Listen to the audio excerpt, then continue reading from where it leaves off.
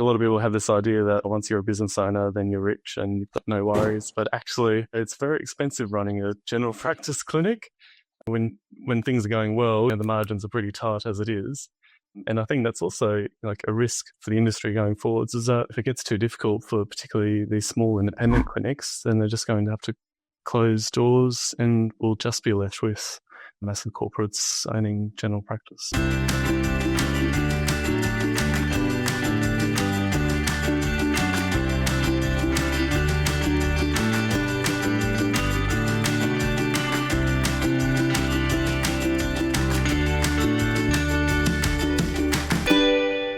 All right, welcome back to the Scale My Clinic podcast. I'm really excited today to have a young practice owner with me, Brodie Carlin from Bellerive in Tasmania, and Bellerive Doctors is the practice. Welcome, Brodie.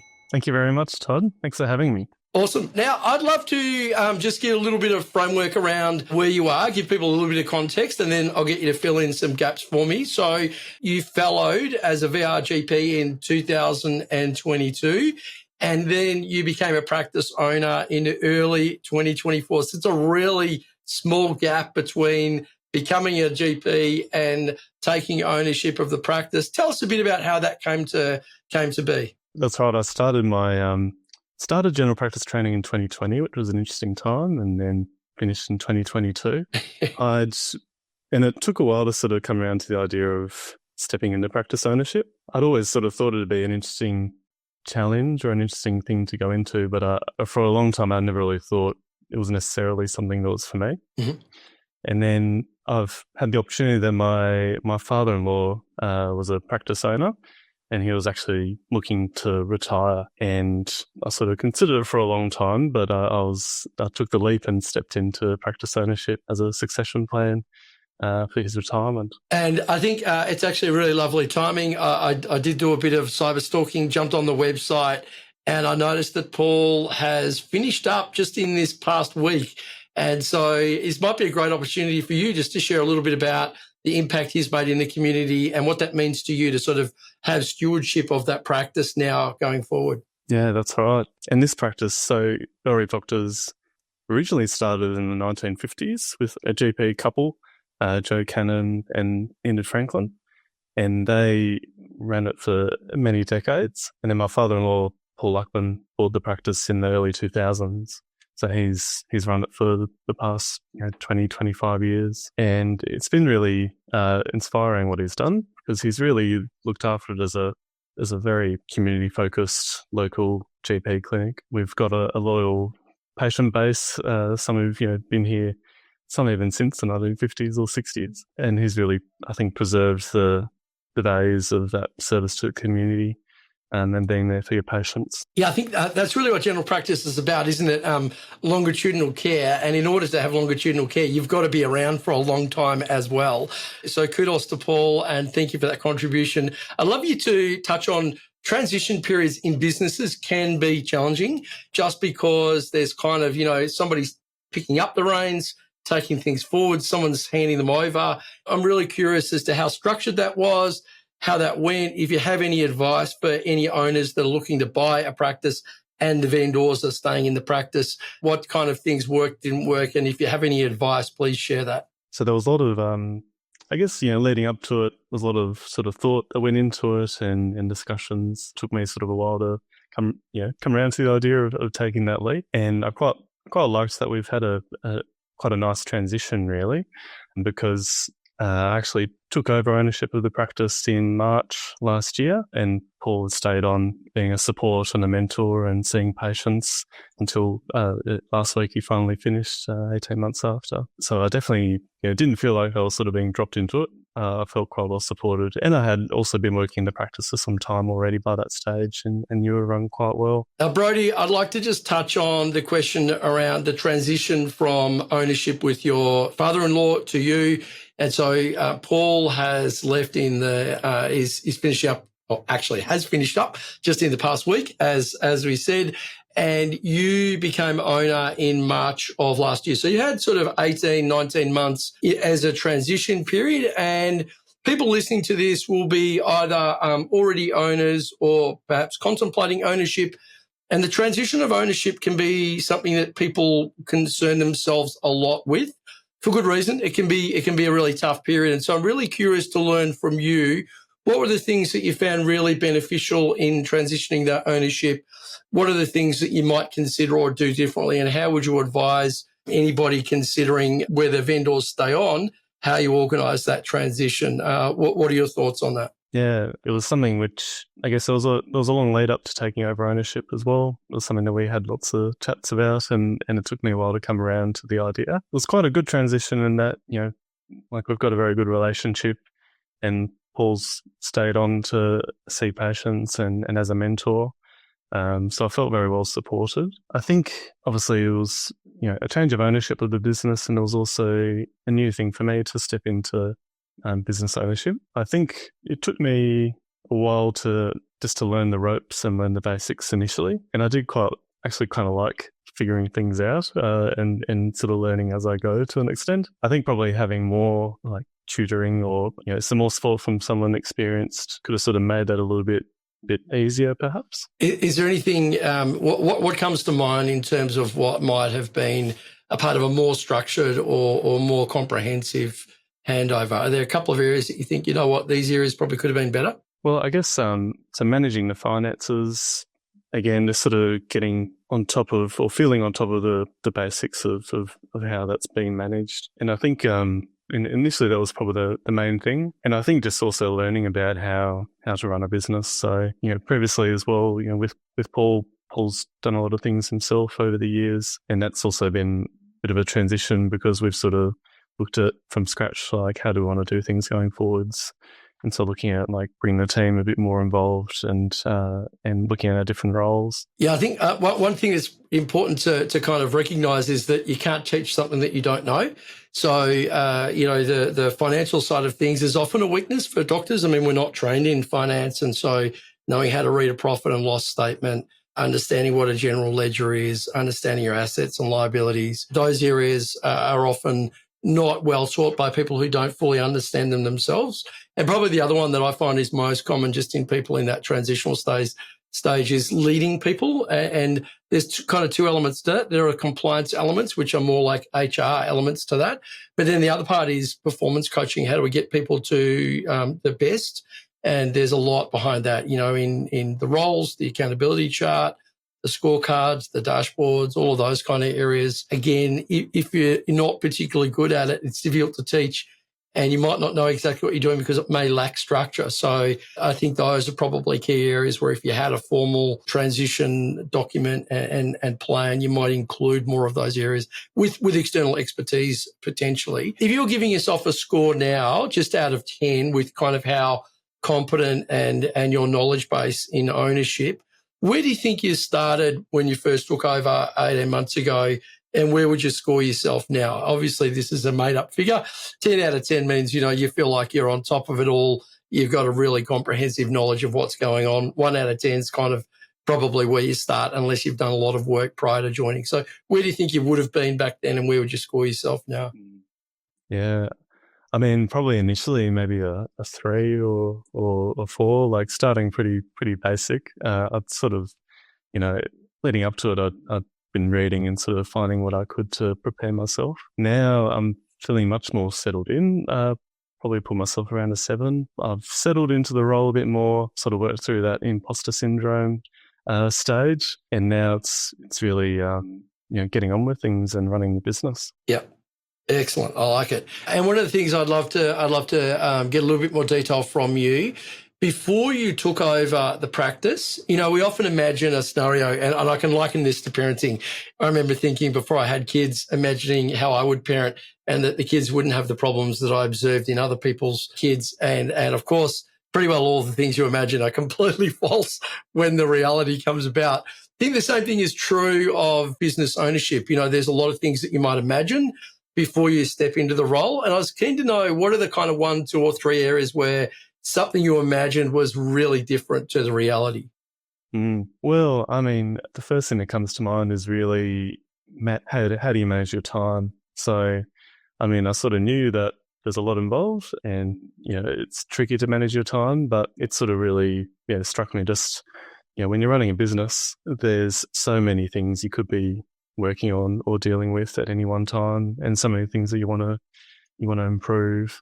And so learning how to focus, so really, trying to limit yourself to one or two major projects at a time, and how do you block off and protect time to actually work on the business, especially when it's so easy to, there's always patients who need to be seen. And so you can easily just keep seeing patients and forget about everything else. Absolutely. Have you got any tips to share on how you approach that? Maybe some things that haven't worked and what you're finding is working for you at the moment? I think being intentional with your time. So in my appointment book, I've got time on Wednesday mornings that's blocked off just to work on the business. And so it's a clear reminder for me and everyone else knows that that's what is going on. I think bringing the team in to help you and also learning how to delegate, that's also something that, my natural inclination is to just work on something myself, or someone needs doing, I just do it. And it's also a skill to learning how to delegate, how to actually define clear outcomes and, coach someone to be able to take on those tasks. Absolutely. I think that skill takes quite some time to develop, but it's a key rate limiting step. If you can't get to a point where you can delegate to others, then it just means that you just build key person risk in the business. You really can't free yourself from the business.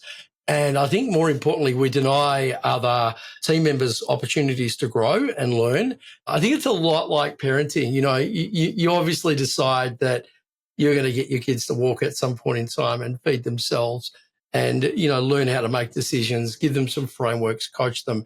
And you don't expect that after you've told them once that they just do it. That's not realistic or in any way an outcome that we can rely on. We just have to persist with course correcting, coaching and giving some ideas about the areas to where our kids need to work. And so I think it's I don't mean this in a patronizing way, but it's a lot like that kind of approach where you do need to give people latitude to succeed and also fail, and to be a safe environment to fail, because all of us fail in making progress. The only way not to fail is to not do anything, and that's a much bigger failure. So I think those are really, really useful frameworks. And it might come back to a question about the 4 hats. And so, the things that you balance at the moment that I'm aware of, and there'll certainly be more. One is the hat of the parent.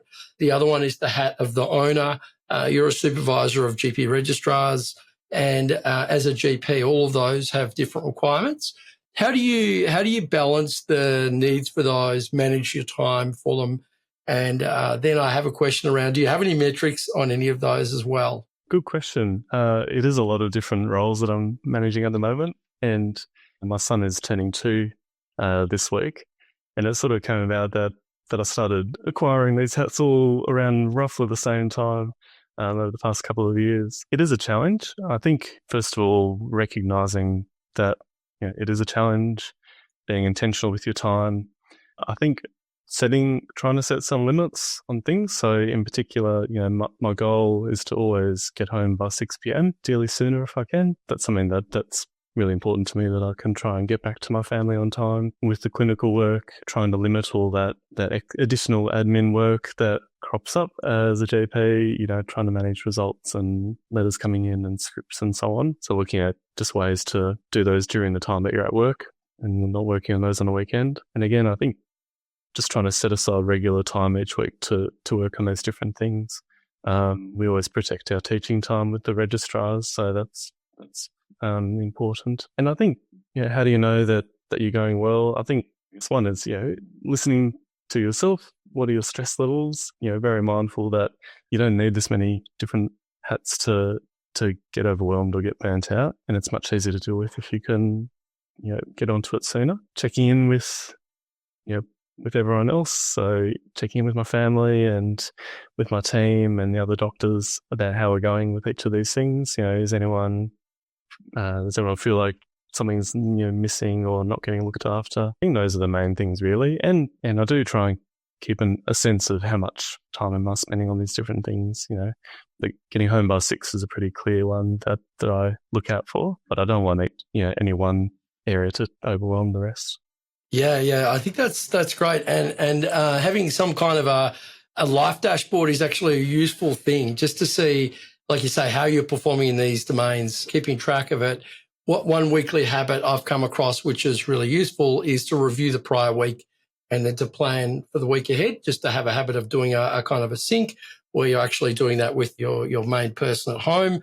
So you're just checking in as to how well that's gone. And then the main person at work, which may well be the PM, just to review how the week went and plan for the next week, is a good kind of personal habit just for, like you said, the calibration. And it's often not a really long thing. I can't remember where I got this from, but I find this really useful just to classify everything you've done in the prior week into life-giving or life-sucking. And so, the beauty of that is if it has to be one or the other, just green or red, you don't get to put things in the middle ground of where it kind of could be either. And then some things that are life-sucking, you may need to continue to do. So I'll give you a personal example of this. I coach a couple of my son's basketball teams. He's 15, and I don't love the training. It's just, you got teenage boys, 7:30 or 8:30 at night, all mucking around. It's not a lot of fun, but I do love the game day coaching. And so you're like, well, those two things are connected. You can't do that without actually being the coach on the game day. So it's just something that I accept that, okay, it might suck, but I still commit to doing it. And there'll be things like that in all of our lives. But a lot of the time it's something that you think, actually, you know what, this could probably be delegated or deleted or combined with something that I actually do love, so that it's less of a hassle. And so you might find that a useful upgrade, just to do the weekly sync and do one at home and at work and see where that gets to. I'd love to hear from you as to, you've done 18 months of work in getting the clinic to where it is now. What's your priority in the next 2 or 3 years, Brodie, for Bellerive Doctors and any other future projects you may have on the side or back boilers? So, our current main project is recruitment, which I think is the case for a lot of GP clinics. Aside from Paul retiring, we've had 2 other doctors retire over the past 18 months. So, and that's something that I'm learning more, just how to put the word out about us and communicate better about why would a doctor want to come and work with us. So that'll be an ongoing project. And I think building the team. So we've got a really lovely team, a mix of people who've been here for a long time and others who've sort of joined in over the past year or so. And I'm really proud of our team. And I think that we can sort of work even better as we more clearly define our roles and draw people into working on the different things we're doing here. So again, that's sort of learning how to delegate and how to coach the rest of the team to step up and to work on improving how we do things. And then the last thing really is modernising the practice a bit more. So up until now, we haven't had any online bookings or that sort of thing. So looking at bringing that in. And I think that'll be particularly things like SMS reminders for patient appointments. I think our patients will really appreciate that. So a few things to work on, but I'm really, looking forward to improving the practice over the next couple of years. Yeah, that's pretty exciting, particularly the modernisation elements. For a variety of reasons, those things don't get attended to. But the main reason is they're often not absolutely required. And so they just don't actually get done. But that's exciting. Hey, I'd love you to do a bit of your detail on the GPs you're looking for. Some people listening to this might be thinking, you know what, I'm not sure if I'm ready for ownership yet. They might want to go and hang out with a young, inspiring owner like yourself. But they might want to actually work in a GP practice as an independent GP. What are the things that separate you guys from the rest in terms of why GPs should be considering working at Bellerive, at your practice? Yeah, I think we really do have this really strong community feel, community focus. I've talked about our history that, we've been here for decades and we've got this lovely loyal patient base who are just really rewarding to work with. You really build these long-term relationships and collaborate really productively with our patients. I think, being a small clinic with a small owner, we're very independent and we're really focused on preserving our values. So, part of why I stepped up to being an owner is that I really liked our way of doing things and our values and how we look after our patients. And I wanted to look after that I didn't think it'd, if it just got sold to a corporate, it wouldn't be the same. I think it'd lose something. And I think the fact that, we've got a lovely team to work with, and again, working, I'm right here seeing patients. If there's any like issues or problems that come up, we can fix it. You're not having to, go through layers of bureaucracy or dealing with, multiple partners that might have different visions.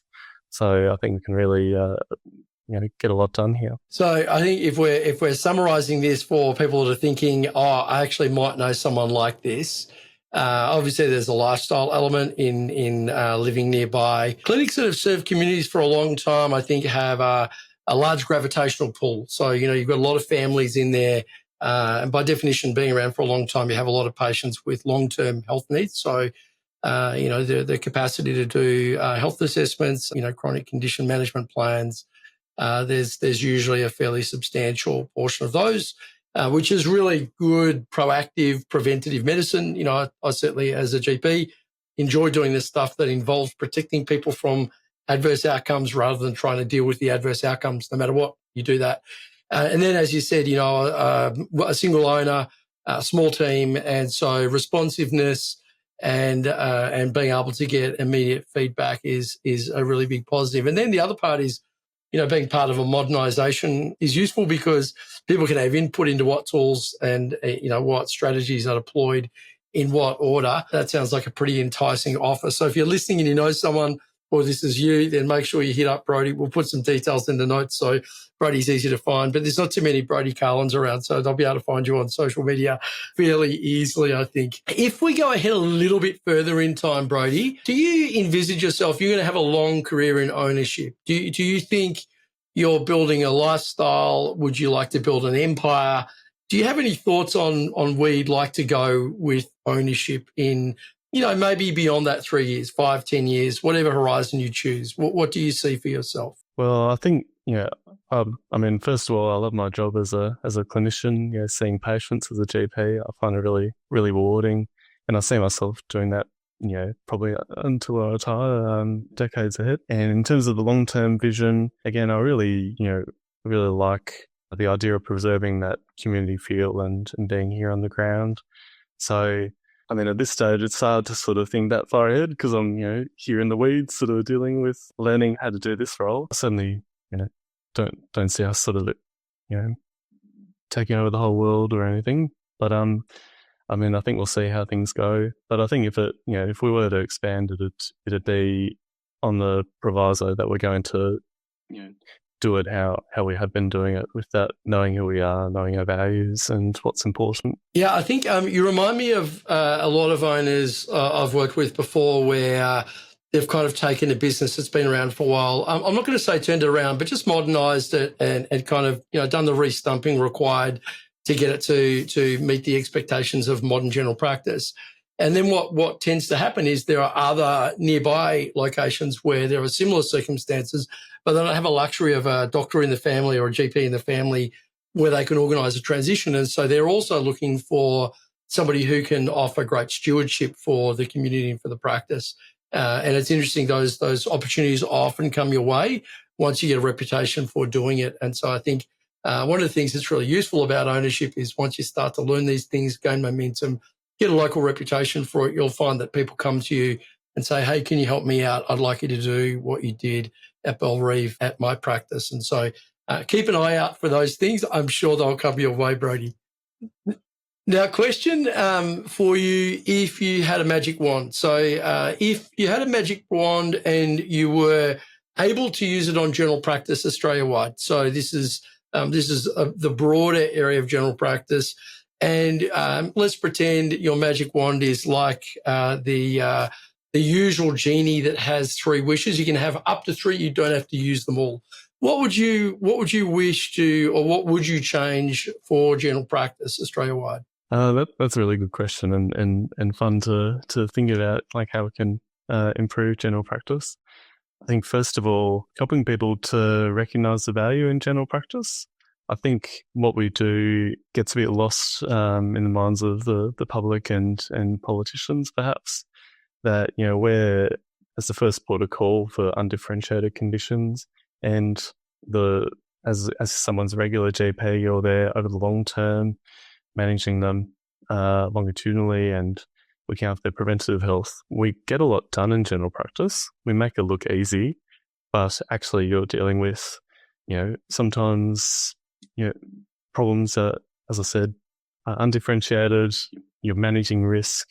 You're trying to give people plans to go forward safely. And at the other time, you're building these relationships and you're trying to keep people healthy in future decades. So recognizing the value in general practice.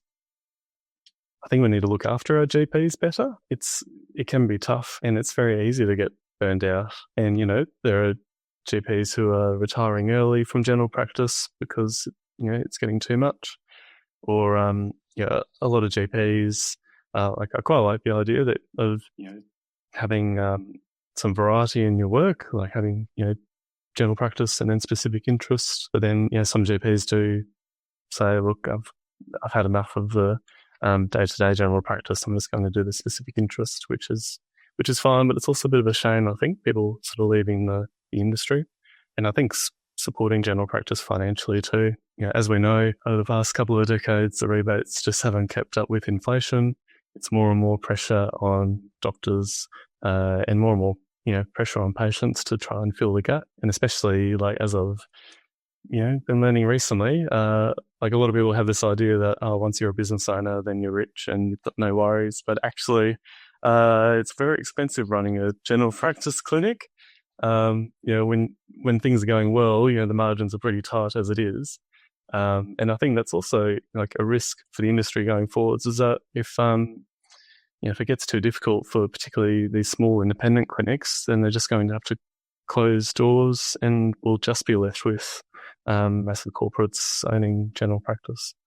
So, which I think, again, it's a bit of a shame. So those are my three wishes. Yeah. Hopefully we can do it. I think those are three really important areas that we want to see looked after, and so that's awesome. Brodie, I'm super grateful for your contribution and the privilege of getting to work with you in Project X.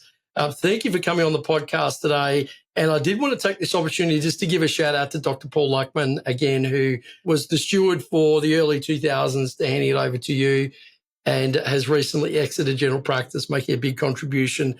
Thanks to him, you've got a really important role now, obviously, to continue this legacy on, and not just continue it, but actually expand it and make it as big as it can be whilst balancing those four hats. And so really appreciate you sharing all of that. Go well and good luck with the GP recruitment. I'm sure you're going to find that you get the right people coming after you. Thanks for your time, Brodie. Great. Thank you very much, Todd. It's been a pleasure. Thanks.